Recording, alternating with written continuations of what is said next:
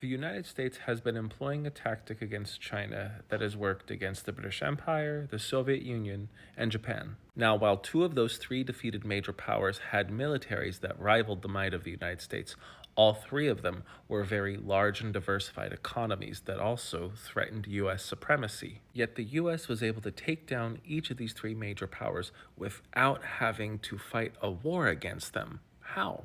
Against the British Empire, we simply outproduced them in every economic facet, and all the precious resources were on our own soil, while the Brits had to exploit most of the world to get them. So we had the clear advantage there, and we then made them highly dependent on trade with the US and US dollars. I made quite a detailed post all about it today. You should totally watch it. Now, when it comes to Japan, after World War II, their economy was entirely in shambles, so the United States took on the primary role of rebuilding it, and they invested tens of billions of dollars of today's money. Japan went through an entire economic revolution. They ended up building a huge industrial base, and a lot of it by the 1970s and 1980s rivaled anything America could make. They were outproducing us in electronics, cars, a lot of other complex manufacturing equipment, and everyone, even when I was alive, was saying, oh yeah, the Japanese are going to easily overtake us. But it wasn't just their industrial capacity. They also developed a pretty complicated and large banking system. So their banks were giants compared to any singular entity in the United States. So what did we do when we saw that the Japanese were gobbling up a lot of market share that we wanted to dominate? We started to tariff them heavily. But that didn't work anywhere near as the protectionists thought it would, so they had to come up with another strategy because Japanese exports were still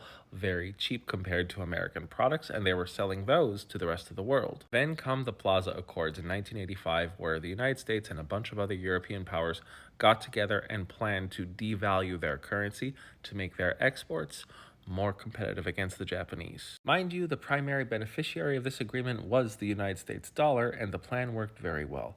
In 1985, one US dollar was worth 240 yen, so the yen was very cheap. But by 1987, it went to 120 yen for $1, so a drop in value of the dollar by half compared to the yen. And the US was able to do this because Japan was still heavily dependent on access to US capital markets, the US dollar, and even back then in the 1980s, they were one of the largest holders of US Treasury bonds. Not to mention that the vast majority of all Japanese exports were priced in these US dollars. Now, the United States wasn't specifically responsible for bringing down the Japanese economy. They had a lot of their own internal limitations, like not really being very mobile and agile with their banking system or developing new financial instruments like the United States was. But through trial and error, the United States was able to exploit the weaknesses of the Japanese overall economy and come out on top, even though everyone swore when I was a kid that 20 years from that day,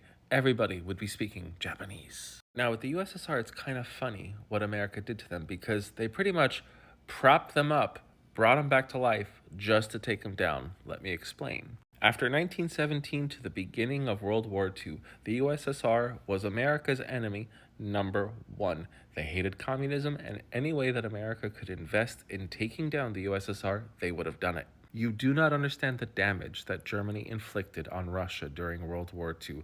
A lot of us are just fed the narrative that, oh yeah, Germany hit them really hard, but the Russians were able to hit back harder.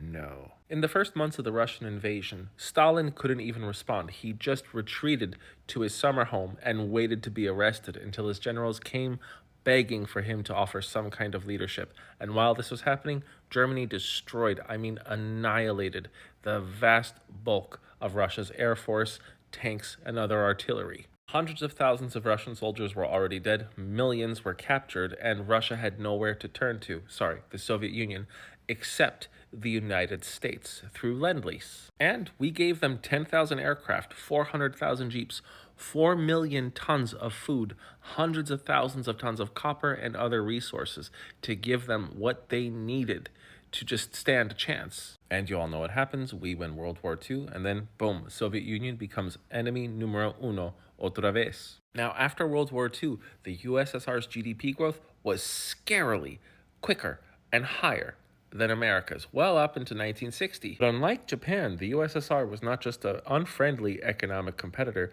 they were also our military rival. And America was terrified because, again, this was communism. They wanted to get rid of capitalism as we all knew it. So, what did America do? Well, first, we revamped our infrastructure just in case something bad did have to happen. And we also spent 10% of our GDP on defense. We only spend 3% of it right now. We also started the Korean War, the Vietnam War, a whole bunch of other skirmishes all around the planet just to prevent the spread of communism. It didn't usually work, at least not the immediate result. And by the 1960s and the 1970s, the growth of the USSR's GDP was slowing down, while America started overtaking them, and we started spending a lot more on our military, which the USSR could not keep up with. And just like today, the USSR's top resource for keeping its economy afloat was oil. Well, what did the United States do? We cooperated with OPEC. They crashed the price of oil while the the USSR economy was already struggling, but we kept on with that military spending.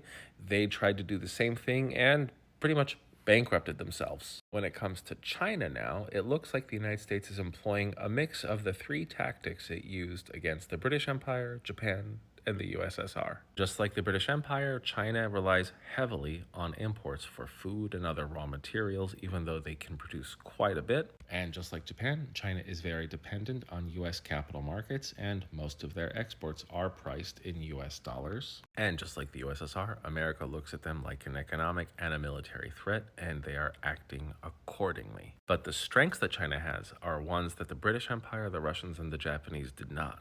Unlike the British Empire, China is the world's largest exporter, and the entire world right now is dependent on them just to keep their own economies afloat. Unlike Japan, China has been able to get other countries to start accepting their own currency as a form of payment for trade, which is pretty impressive, and they've developed their own trade payment network called CHIPS. And unlike the USSR, China actually has competent, forward-thinking leadership, even though I don't agree with their ideology. And some of you may be scared about this, but I think it's actually necessary for America to have some kind of boogeyman to actually keep us on our toes, because look at how we rested on our laurels after the fall of communism. I go more into detail about this and the advantages that China has over the United States. If you want to learn, take a look. I am the Geo Husar, and watch the post that I've attached to this. Thanks for watching.